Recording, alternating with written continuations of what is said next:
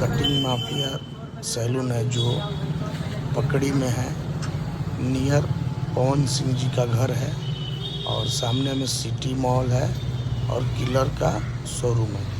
ये देखिए पार्लर का लोकेशन कैसा है, आप लोग कमेंट में ज़रूर बताइएगा। बहुत मस्त और ये कटिंग माफिया पार्लर है। कमेंट में ज़रूर से ज़रूर बताइएगा कैसा लग रहा है। अच्छा लगेगा तो कमेंट कीजिएगा।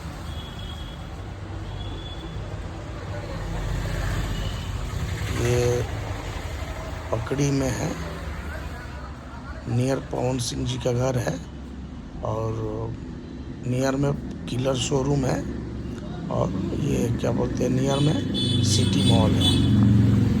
धन्यवाद।